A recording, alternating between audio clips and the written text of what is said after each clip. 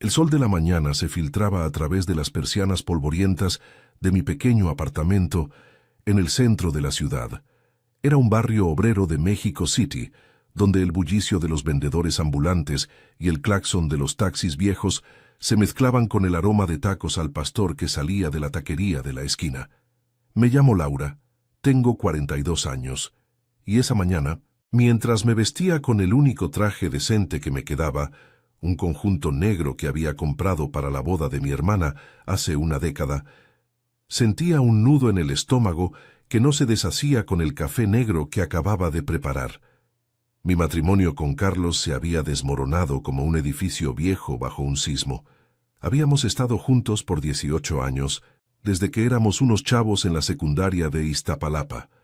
Él, con su sonrisa fácil y sus promesas de un futuro mejor. Yo, soñando con una familia estable en medio del caos de la urbe.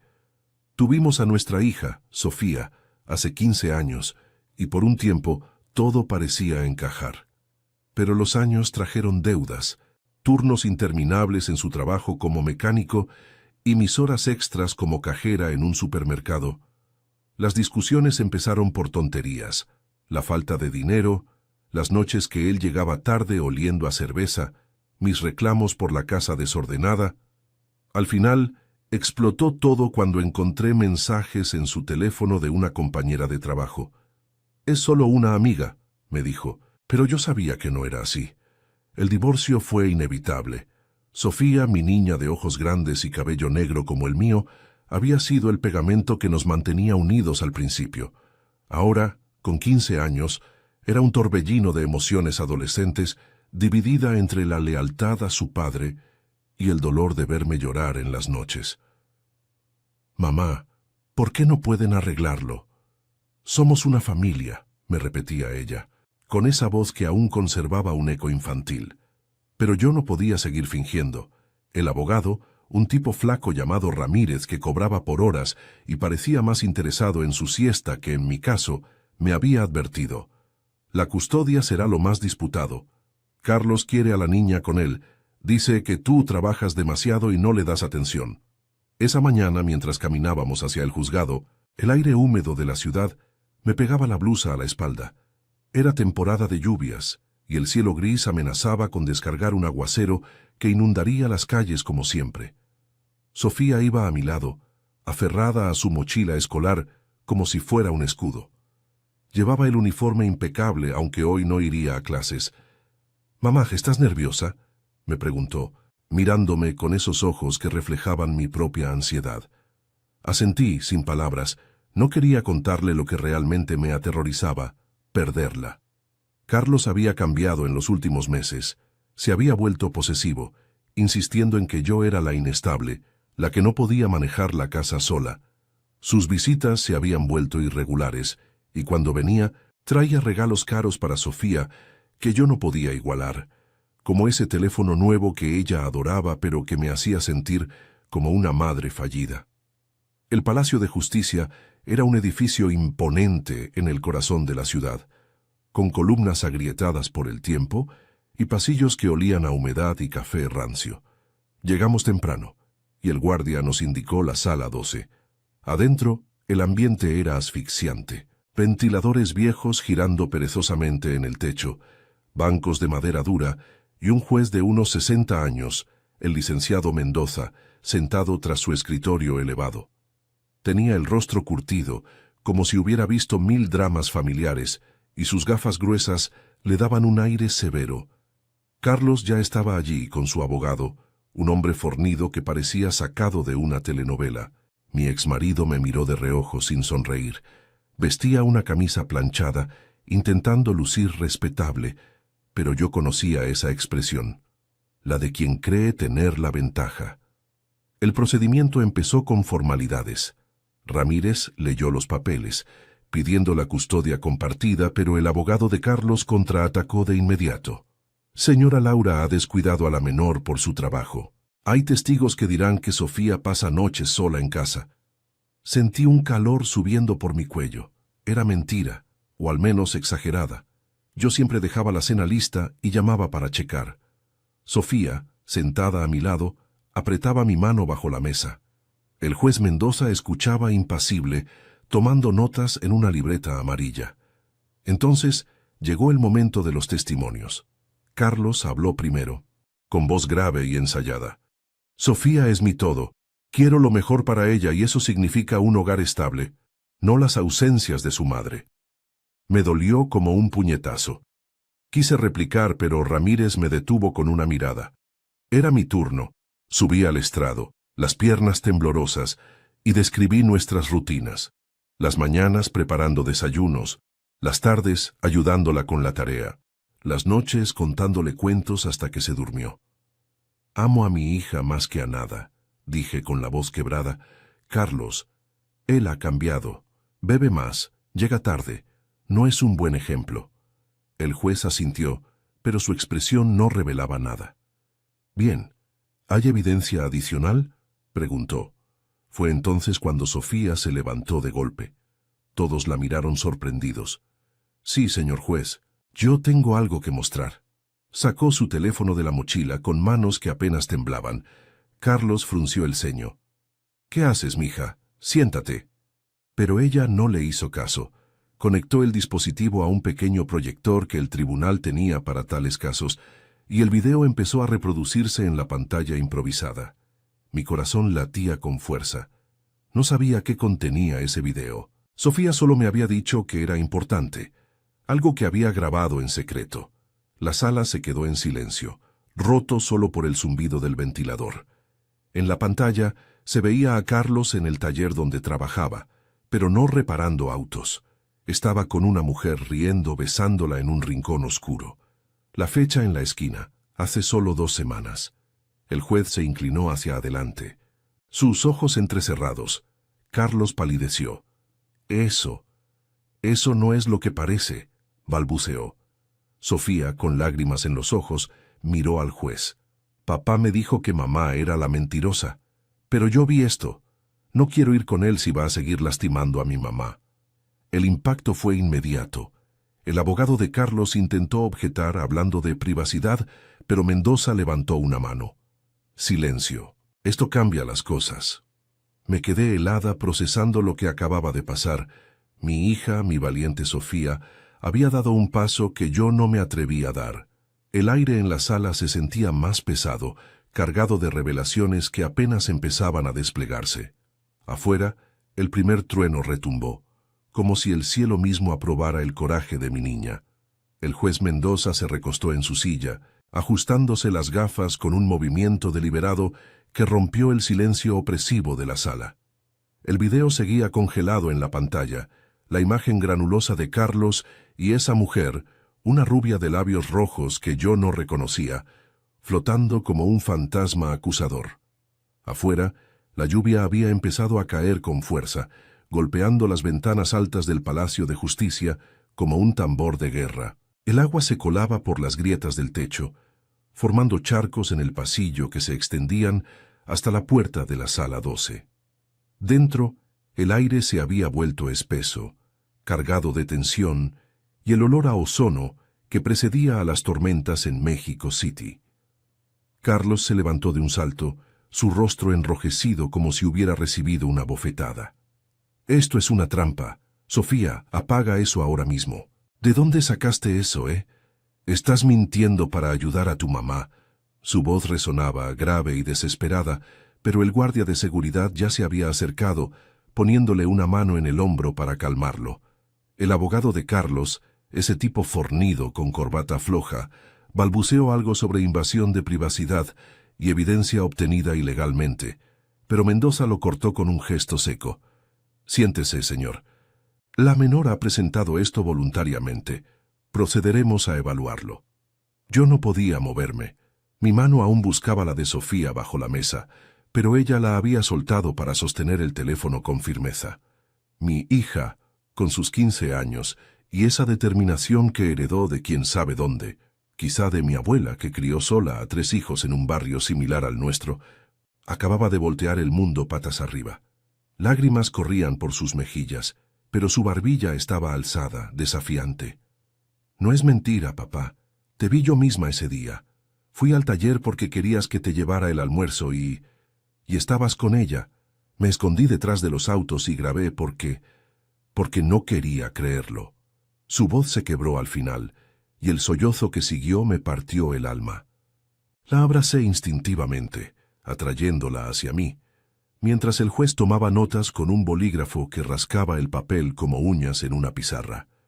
Ramírez, mi abogado, se aclaró la garganta, aprovechando el momento. Excelencia, esto demuestra la inestabilidad emocional y moral del señor Carlos. No solo ha sido infiel, sino que ha intentado manipular a la menor con regalos y promesas, mientras acusa falsamente a la madre.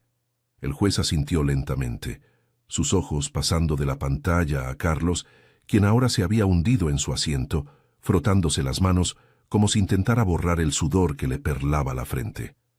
«Señor Ramírez, ¿tiene más evidencia? ¿Testigos?» Mi abogado dudó un segundo, pero yo intervine, mi voz saliendo más fuerte de lo que esperaba. «Sí, juez, mi hermana Ana puede confirmar que Carlos ha estado llegando borracho a casa por meses, y los vecinos, ellos han visto a esa mujer en nuestro edificio, fingiendo ser una amiga». Mendoza levantó una ceja intrigado. «Bien, programaremos una audiencia adicional para testimonios. Por ahora suspendo la sesión. La custodia provisional queda con la señora Laura hasta que se aclare esto. Señor Carlos, se le notifica que cualquier intento de contacto con la menor debe ser supervisado». El martillo de madera golpeó la mesa con un eco seco y la sala estalló en murmullos.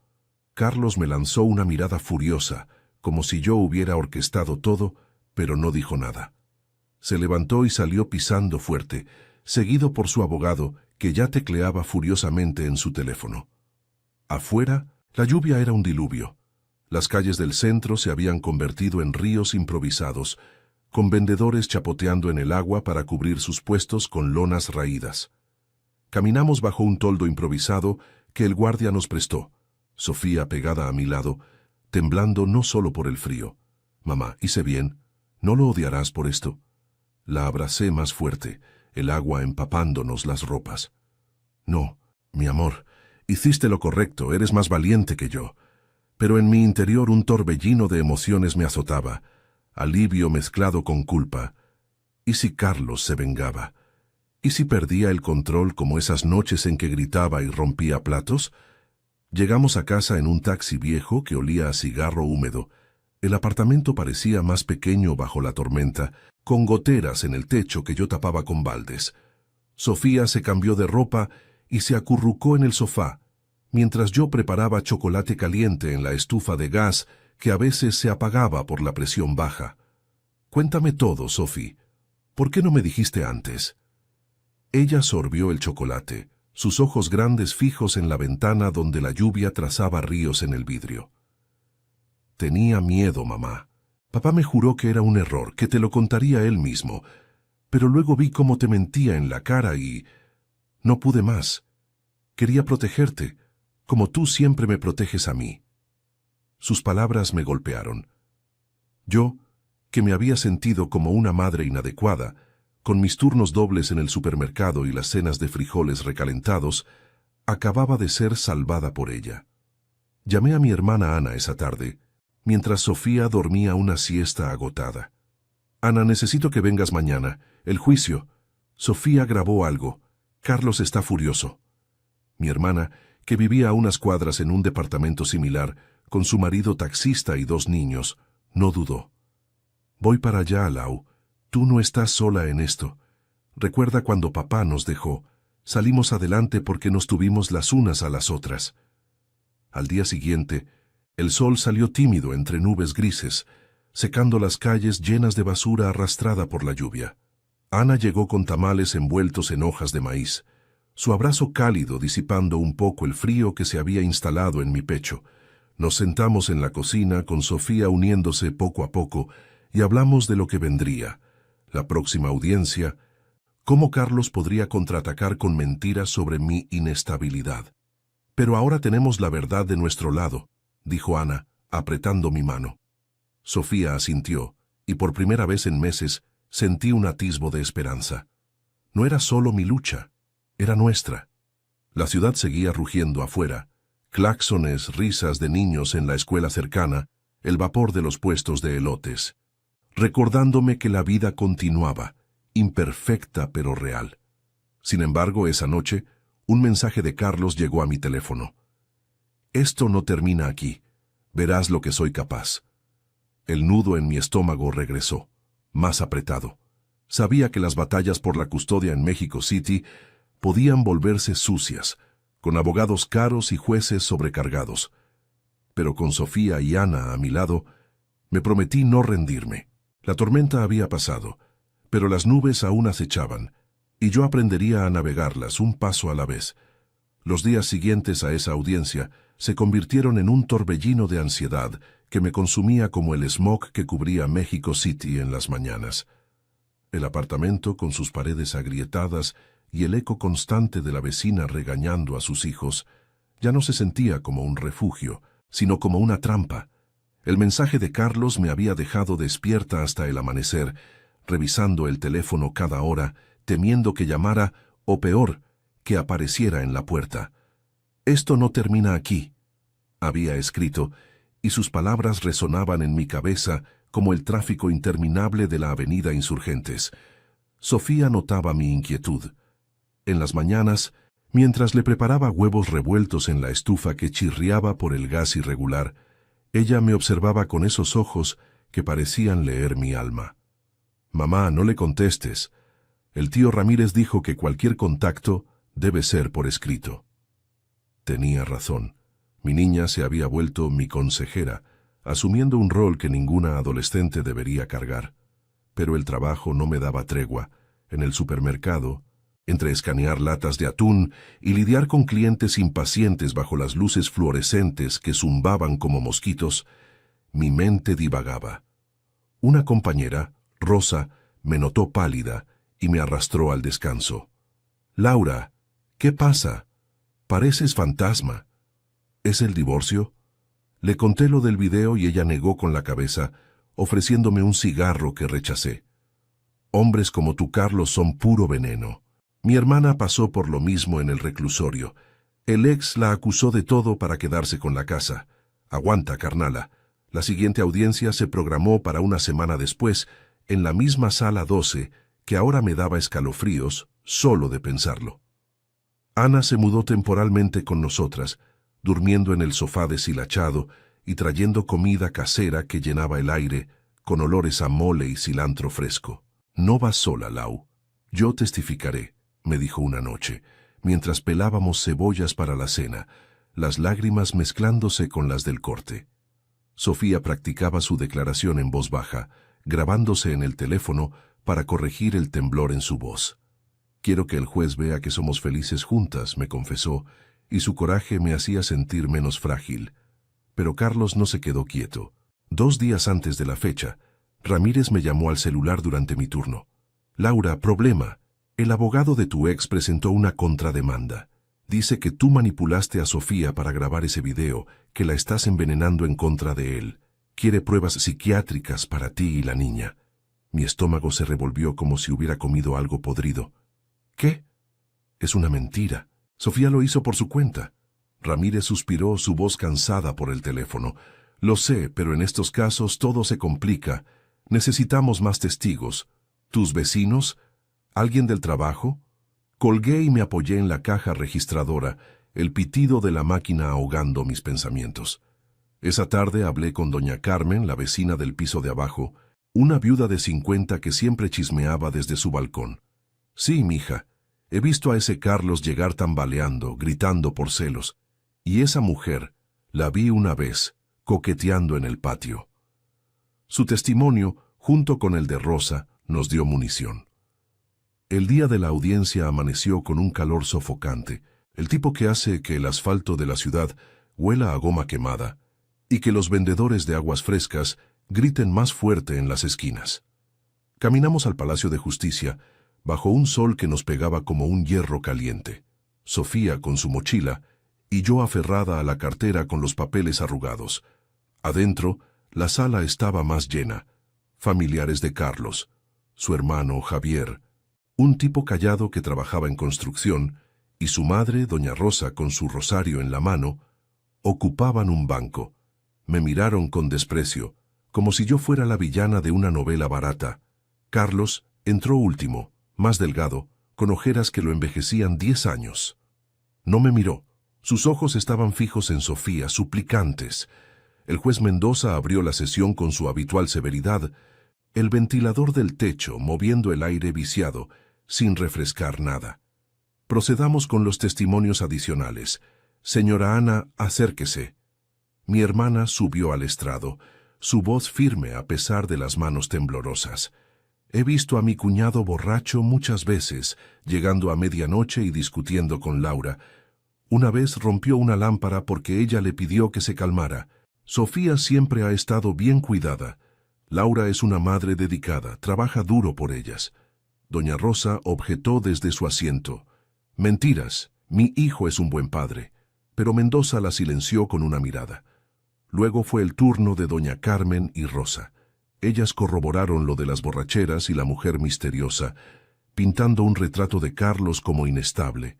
Él se removió en su asiento, y cuando le tocó hablar su voz salió ronca, defensiva. Todo es exagerado. Sí, bebí un poco, pero por el estrés del trabajo. Es agravación. Sofía me traicionó, pero yo la perdono. Laura es la que la está volviendo contra mí. Miren, ni siquiera puede pagar un buen abogado. Su abogado agregó leña al fuego, presentando evidencia de mis supuestas ausencias, fotos borrosas de la casa vacía, tomadas por quién sabe quién. Sentí la ira subir, pero Ramírez contraatacó. Esto es acoso, Excelencia, y el video prueba la infidelidad, no la manipulación. Sofía testificó por último, su voz clara aunque las lágrimas brillaban en sus ojos. Papá, te quiero pero me mientes. Me diste el teléfono para que no dijera nada, pero no puedo. Mamá me necesita y yo a ella. No quiero verte si sigues así. Carlos se derrumbó entonces, cubriéndose el rostro con las manos, sollozos ahogados escapando. Doña Rosa se levantó, furiosa. Mi nieta, lavada el cerebro. Pero el juez golpeó el martillo. Basta, he oído suficiente. La custodia queda con la señora Laura de forma permanente, con visitas supervisadas para el padre, sujeto a terapia. Se disuelve el matrimonio. Los bienes se dividen equitativamente. Salimos de la sala en un borrón de alivio y agotamiento, el pasillo lleno de ecos de otros casos. Afuera, el sol se ponía naranja sobre los edificios grises, y por primera vez en meses respiré hondo. Ana nos abrazó, lágrimas de victoria en su rostro. Lo logramos, hermanas. Sofía sonrió, tímida, pero real. Caminamos a casa, deteniéndonos en un puesto de esquites donde el vapor caliente nos reconfortó. Sin embargo, en el fondo, sabía que las heridas no sanaban de la noche a la mañana. Carlos podría apelar, y la terapia familiar sería un camino largo. Pero con mi familia a mi lado el peso se sentía más ligero. La ciudad, con su caos eterno, me recordaba que la resiliencia era nuestra herencia, tejida en las calles empedradas y los sueños rotos que se reconstruyen día a día. Esa noche, mientras Sofía dormía plácidamente, recibí una llamada de Ramírez. Felicidades, Laura, pero prepárate. Carlos quiere una reunión para arreglar las visitas. ¿Estás lista? Dudé, el teléfono caliente en mi mano, pero asentí para mí misma. Sí, lo estaba. El capítulo de la sumisión había terminado. Ahora venía el de la fuerza ganada. Las semanas que siguieron a la decisión del juez Mendoza se sintieron como un respiro entre tormentas en el ajetreo incesante de México City. El smog matutino se adhería a las ventanas de nuestro apartamento en Iztapalapa, y el sol de octubre filtraba rayos polvorientos que iluminaban las pilas de ropa limpia que Sofía y yo doblábamos juntas en la sala. El lugar con sus muebles desgastados y el zumbido constante de la nevera vieja ya no me oprimía tanto. Ana seguía quedándose con nosotras algunas noches, trayendo su energía inquebrantable y ollas de pozole que llenaban el aire con el aroma picante del chile y el maíz. Esto es lo que nos hace fuertes, Lau. Las manos unidas y el estómago lleno, me decía ella. Mientras pelábamos nopales en la cocina estrecha, el jugo pegajoso manchándonos los dedos. La llamada de Ramírez esa noche me había dejado un regusto amargo, como el café frío que sobró en la taza. Carlos quiere una reunión para las visitas. Dice que es por el bien de Sofía, pero yo lo veo como un intento de control.